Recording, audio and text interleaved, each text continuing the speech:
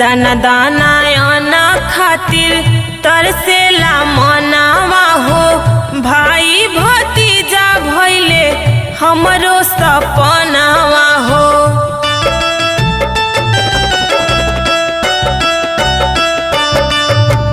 दाना दाना आना खातिर तरसेला मनावा हो। भाई भतीजा भइले हमरो सपनावा